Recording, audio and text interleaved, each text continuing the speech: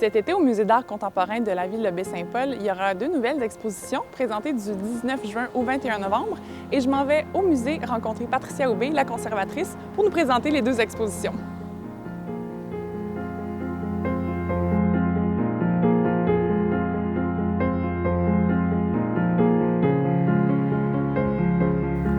Patricia, on est au Musée d'art contemporain et cet été, il y aura 2 nouvelles expositions. Oui, on vous a préparé une belle programmation pour cet été. En fait, on va mettre en valeur au total 7 artistes femmes, réparties en 2 expositions. L'exposition dans laquelle je me trouve en ce moment s'appelle « Inventer la liberté ».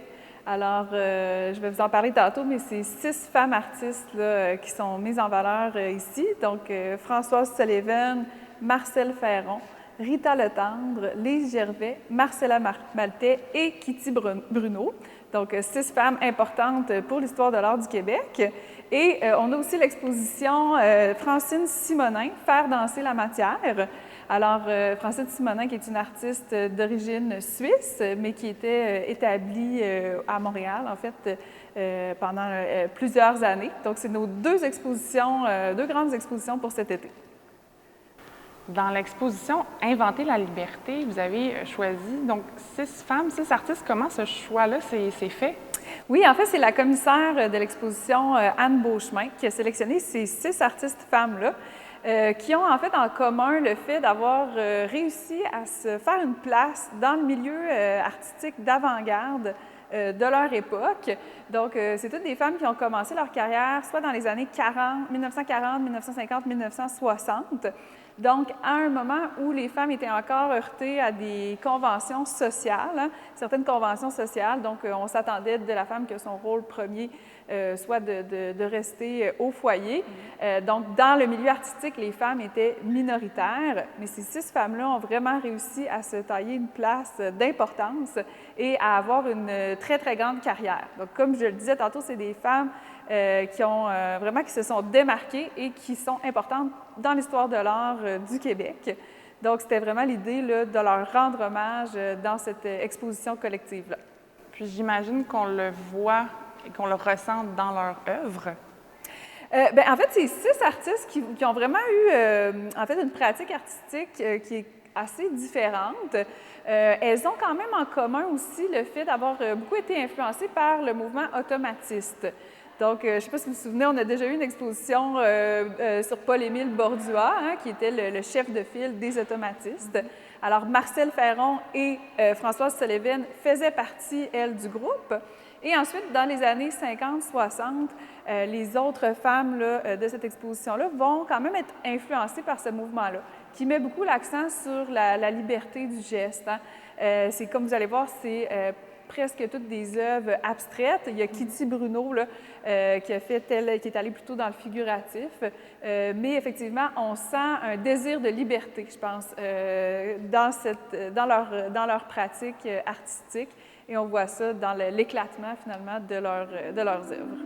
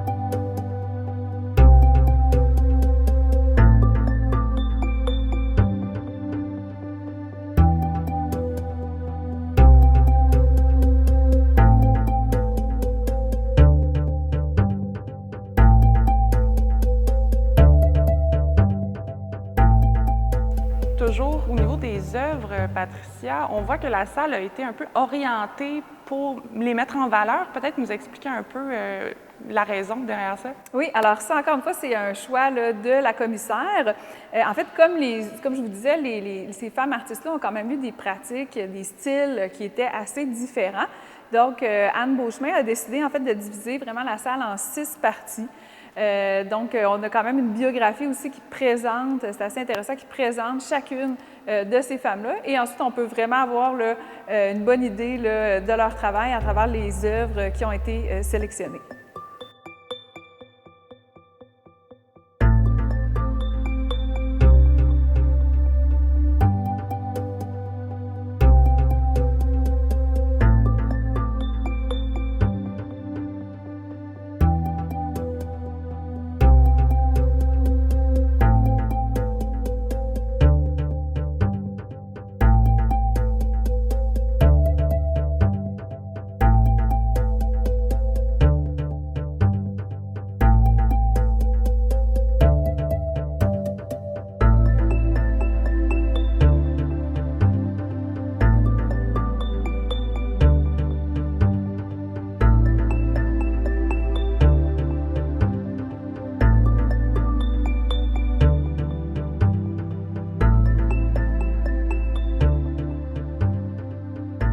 Pour la seconde exposition, on a une femme, une 7e femme, et ça s'appelle « Faire danser la matière ». Oui, effectivement. Donc, c'est une exposition, en fait, qui rend hommage à Francine Simonin, qui est une autre femme artiste d'une grande, grande importance. Francine Simonin, elle est décédée là, en 2020, à l'âge de 84 ans, donc ça fait pas très longtemps. Le projet, en fait, était déjà entamé là, pour cette exposition, en fait, qui est dans 3 salles différentes. Alors, Francine Simonin, comme je le disais tantôt, elle est d'origine suisse, mais elle travaillait là, à Montréal depuis de nombreuses années. Alors, l'exposition ici, en fait, on part des années 80 parmi ses dernières œuvres là, dans les années 2000.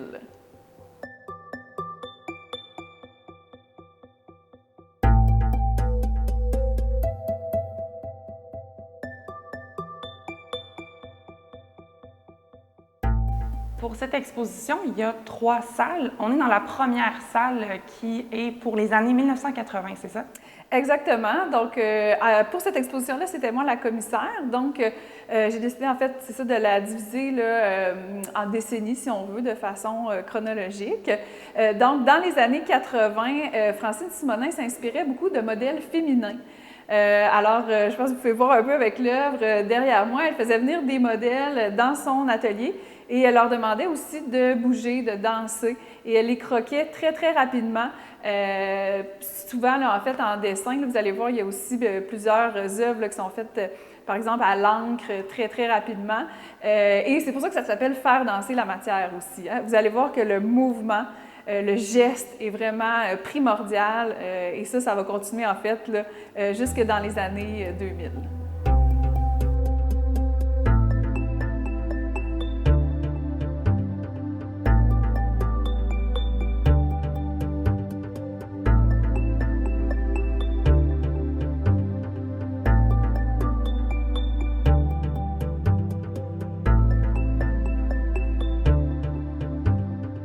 La deuxième salle, c'est les années 90 et on voit que les toiles sont...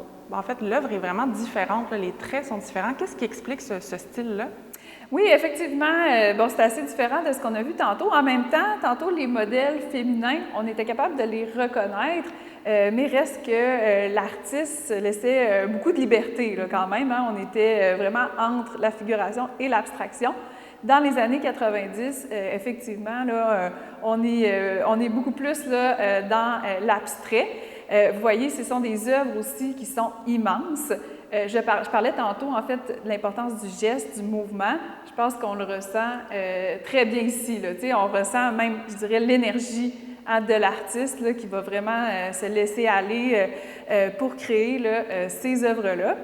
C'est assez intéressant aussi parce que, bon, c'est des œuvres sur papier qui sont de très, très grande dimension. Et quand elle faisait ces œuvres-là, l'artiste travaillait directement au sol. Donc, même parfois, là, sur la grande peinture, tantôt, on peut voir des traces de pieds de l'artiste. Donc, tu sais, c'est vraiment tout son corps qui est en action, hein? Et c'est ce que je trouve intéressant, c'est toute cette énergie-là, hein, qu'on ressent de l'artiste quand on regarde ces œuvres-là. Puis qu'est-ce qui explique ce choix-là, finalement, de se mettre tout en action pour créer l'œuvre? C'est vraiment la façon de faire là, de l'artiste, là, son choix, toute l'importance, en fait, c'est ça, du mouvement, du geste qu'elle veut mettre en valeur. Puis c'est vrai, une petite chose que j'avais oubliée aussi, c'est dans les années 90, ces œuvres-là vont être beaucoup inspirées aussi des écritures, donc de la calligraphie, entre autres. Donc, on voit que c'est vraiment quelque chose de très libre, hein, par contre, donc de tout un langage, si on veut, artistique qui est inventé par Francine Simonin.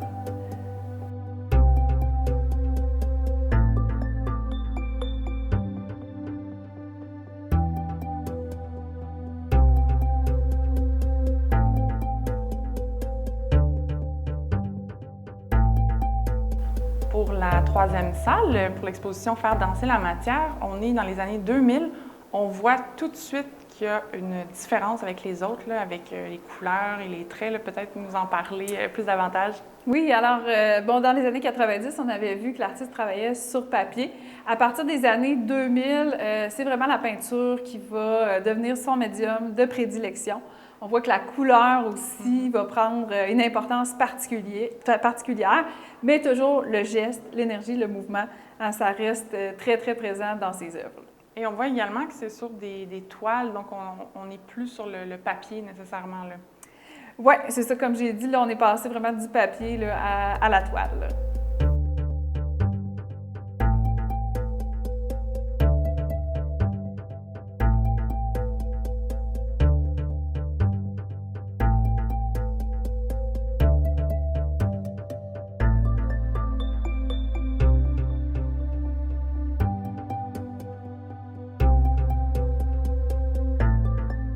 L'artiste Francine Simonin est décédée il n'y a pas très longtemps. Qu'est-ce qui vous a mené à choisir les œuvres? Comment vous les avez choisies finalement? Oui, en fait, on a travaillé de très près avec le galeriste de Francine Simonin, qui est Louis Lacerte, de la galerie Lacerte Art Contemporain. Alors, lui, en fait, il a été son galeriste pendant de nombreuses années. Alors, il a accès là, à beaucoup d'œuvres et à de l'information aussi privilégiée. Donc, ça a vraiment été, ça a facilité les choses là, de pouvoir travailler avec lui, de pouvoir retourner dans les œuvres là, des années 80 là, jusqu'aux œuvres plus récentes. Puis donc, ça permet vraiment à ces œuvres de continuer à vivre, là, malgré la perte de Mme Simonin. Oui, effectivement. Puis je pense que justement, toute l'énergie hein, qu'on ressent dans ces œuvres-là fait en sorte qu'elles sont toujours vivantes. Puis c'est une artiste qui est importante dans l'histoire de l'art du Québec, donc qui va continuer. Certainement, là, vous allez en réentendre parler de cet artiste-là.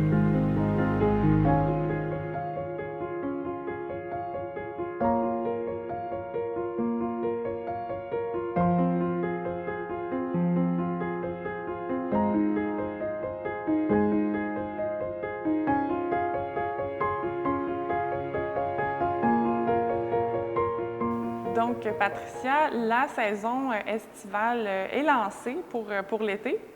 Oui, donc à partir là, de maintenant, on est ouvert à tous les jours de 10h à 17h. Même pour la Fête du Canada, on va être disponible pour vous recevoir. Et il ne faut pas oublier aussi notre symposium qui va commencer là, dès le 30 juillet, donc qui vient s'ajouter à cette belle programmation pour l'été. Merci beaucoup. Merci.